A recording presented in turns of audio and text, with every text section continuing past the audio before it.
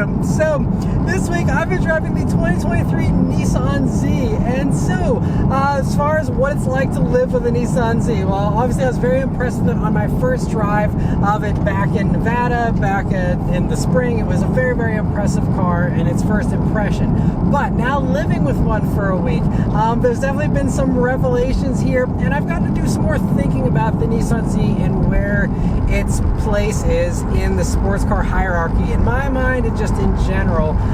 And so one thing, you don't pay any attention to all this road noise you're hearing, because this road has just had the tar and chip stuff done to it, so it's a road that generates a lot of road noise.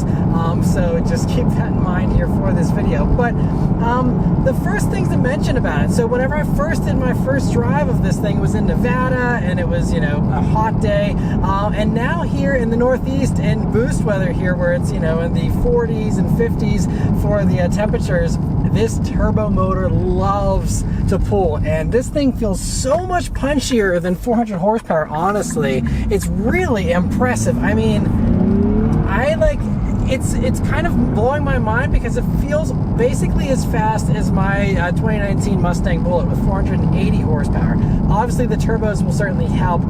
By the way, if you're hearing a rattle, that is this gauge pod, which has been rattling all week and driving me crazy. It's one of the loudest rattles I've ever had in a car that I've tested.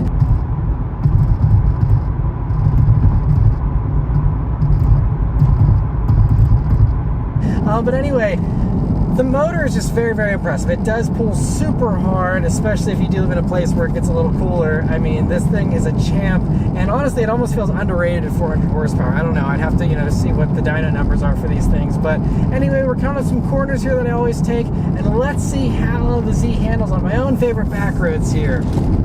Chucking it in, and it really is so nice and flat. And you know, the Z, one of the things about the Z that I think really stands out is its old school feel. And part of that is because, again, it's on a dated platform, and it's, you know, essentially just a heavy refresh of the 370Z in a lot of ways. But it's just, you know, that there are no drive modes, there's no settings to play around with. And I mean, aside from the gauge cluster and the, you know, big touchscreen, if I was driving this thing, you know, at any point in time in the past, you know, 20 years, I'd feel like it could totally pass for just a classic sports car in a lot of ways, which is either good or bad depending on how you look at it and what you're looking for. Certain things like, you know, pitching into the corner here, I mean, it's just, I think it's a little less complicated as far as the handling goes and stuff like that as a result too. It doesn't have any trickery or anything to help you out. It's just, you know, all you have is the grip of your tires and, you know, no adaptive suspension, nothing, you know, special there. So it's just, it's a little more straightforward with the driving experience in this versus the Supra. Now, I hate to bring the Supra into this, you know, right off the bat, but that is still the main competitor. They're almost identically priced. You know, they're the only two-seaters that both offer a manual and an automatic. They're both Japanese, at least as far as their branding goes. I know there's the whole debate with the Supra and all that, but it's interesting because this has, you know, really a different feeling than the Supra, and as far as its, you know, character and personality. With the Supra, you know, you have a loud exhaust at the press of a button, you have a stiffer suspension at the press of a button. That feels a little more playful, but also it, you know, feels a little more refined because of its, you know, extra complexity, honestly. And it's also a more solid feel, having, you know, BMW bones to it in a lot of ways versus this, which, you know, is again based on a dated Nissan platform. And so they have very different vibes to them. I'll get more into that and how that plays into the pricing differences and stuff in a few minutes here. But, you know, I've just noticed that as a result, though, with the extra stuff the Supra has on it, it definitely feels tighter. And now this vehicle has over 10,000 miles on it already. So it could be a little bit of the miles thing, although that's not super high miles. But for a press car, that's a lot of miles. Typically, the cars I drive have 2,000 miles on them, you know, or something like that. This having 10,000, everything just feels a little looser. So brake pedal is a little looser. So there's like, I feel like I gotta press the brake pedal down like a third of the way before I get any kind of response out of it. And like even the shifter's a little looser feeling. And so the Z gives me a more relaxed vibe. It's a more of a grand tour. I do think the ride is a little bit more comfortable than the Supra in most cases as well. If I was driving across country, I would probably pick this over the Supra, which also manages to feel a little more claustrophobic inside than this does. This does feel a little more airy, which is nice too. And so, it has some of those things going for it here, but it's just, all week I was just thinking the Supra is just tighter in every single way. And tighter is the key word for the Supra compared to this. This is just looser, and everything if you test drive a Supra and test drive this, at least if you drove this press car like I have, everything just feels looser, and that is, not bad necessarily. It just means that it's not as tight as you might be wanting for a sports car. And another acceleration. This thing really relies on its traction control to keep those tires in check, because this thing really loves to spin the tires. It is very tail happy. Now the Supra's tail happy as well, but this is certainly loves kicking the back end out, and it definitely is very engaging and so much fun still. And it also, as far as the Supra comparisons, it really comes down to what you're looking for, honestly. Because, like, for example, I have a buddy who used to have a 370Z. I took him for a ride in this, and I also took him for a ride in the Supra back whenever I had one of those for a week, and he just felt like the Z just felt better in his mind. Obviously, again, he misses his 370Z, and so I think there's some of that goes into it. So I also want to add that if you are someone who is a loyal Z fan, and if you have a 370Z and you really enjoy it and you're tempted by this, he was blown away by this. This motor, just really knocks everyone's socks off that experiences it, and especially with the manual and in this small package, it really is fantastic. So if you are someone who is coming out of a 370, if my buddy's impressions are anything to go off of, I certainly think that you will be very impressed, and probably be exactly what you're looking for, honestly. Because this thing is just, it is such a strong runner. This gearing is also great too in the manual Z. I still have yet to test out the automatic, so I have no clue. That could pull even harder with the 9-speed, but this 6-speed really pulls strong for what it is, and it's just very, very impressive. A couple of things that this does have over the Supra. One thing, the infotainment system certainly is easier. Having the wireless Apple CarPlay is great, but also just the fact that it's an easy touchscreen that is big and doesn't have all the BMW infotainment stuff like the Supra has. The gauges are also clearer. I love all the information you have on these gauges. The Supra gauges are okay, but they're pretty limited in what they show you. This is much better. So I think as far as the interior electronics go, this is better than the Supra in my opinion. Now, some people love the BMW infotainment system. I am not one of those fans, but it's just, I just think all that stuff's really, really nice. But also, I think that I do miss having a nice loud exhaust like I get in the Supra that had crackles and pops and all those types of things.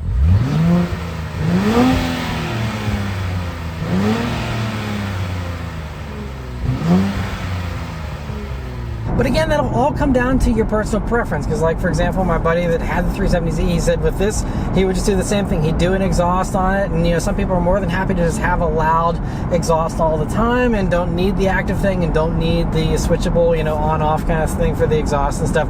So that'll, again, come down to personal preference. It's just, I think it's fine this has the old school thing, and if you're someone who likes doing the old school mods, you want to do an exhaust, you want to do all that stuff, and you don't want a car that's, perfect right out of the factory, and you want to, change everything up yourself and change the suspension and change all that, that's fine. It's just, I wish that this was cheaper to account for that, because again, you're talking about a vehicle that's on a dated basis with the platform and all that. Again, lots of extensive changes to this. I'm not saying this is just a reskinned 370Z, because it is a little more than that, especially having the all-new engine and everything, the new interior.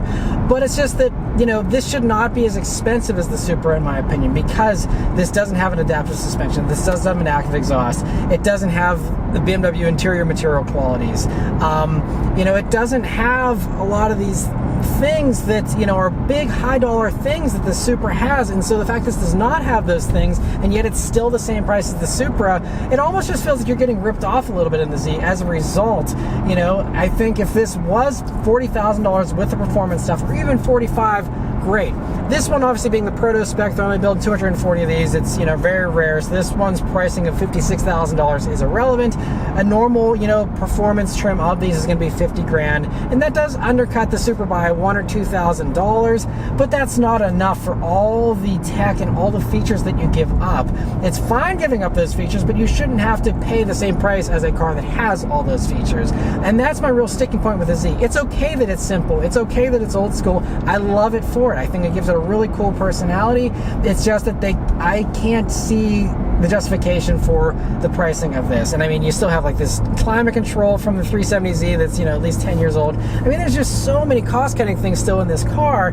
And again, I don't want to beat up on it. I'm glad it's here. I'm very thankful Nissan even was able to approve a new generation of the Z. So I really don't want to nitpick here, but it's just, there's just these glaring things that to me, you know, I would have not even mentioned any of these complaints if this thing was 40,000 or even maybe 45, you know, because then you have a good savings over the Supra. Okay, fine. You lose out on all the tech the Supra has, but you save a bunch of money. In this, you don't really save much money, and that is, I think, the real problem for the Z. And obviously, the first year or two, these things are going to be sold out anyway, because everyone with a blank check is going to just go and pay whatever for them. But I think whenever the car market gets back to reality and, you know, the demand drops a little bit for these in particular, I'll be very curious to see if Nissan, you know, does do a base model with an LSD package for $42,000 or something. For those who are fine with, you know, the simpler interior of the base model at 40 grand and the, you know, lesser content that has, but just wants like the LSD to put down the power. Because trust me, with how this thing is tail happy with the LSD, I mean, you'll be doing one-wheel burnouts all over the place, I feel like, in the 40 grand car if you don't have the LSD. And obviously you can have that in yourself, but just, you know, from the factory, it'd be nice to see, you know, a competitive package. And so I hope that, you know, down the road Nissan does do a more competitive package so that, you know, this is a little more justifiable in a car that more people can enjoy for, you know, a reasonable price. I think it is a great car. You know, stay tuned as far as the Z is concerned and see how this story unfolds over the next few model years here for it. But in the meantime, if you're a diehard Z fan, you're someone coming out of a 370, it probably will be worth the upgrade for you for the motor alone. And, you know, if you're someone who, especially you're not pulled in any direction by the Supra, you know, if the Supra doesn't appeal to you, this is a great alternative, and it's really nice to see some competition and see a great alternative here, you know, with the Z. But for right now, at these price points, I just easily would take the Supra over this. It's just, to me, the Supra is tighter, it sounds better, it has a lower driving position than this does, which makes me feel a little sportier than this, which is a little more relaxed and comfortable, and that's great. But again, from a sports car, I think the Supra is a slightly better sports car as far as handling, performance, just everything about it just seems to be a little bit sportier than the Z here. And so even though it lacks the modes and the loud exhaust and, you know, some of the other features that I wish it had, I still think it's a fantastic, fun, old school sports car, and I'm really happy that the Z exists. But anyway, that's all of my thoughts here on the new Nissan Z. Let me know your thoughts on it in the comments below. Be sure to check out my full review of the Z if you want to hear all the specs and all the details on this new Z, and definitely check out my footage on the manual Supra that I just did earlier this year as well if you're curious to see how that compares. I kind of talk more about these comparisons in that video as well. Anyway, thank you all very much for watching. I'll see you on the next one. Take care.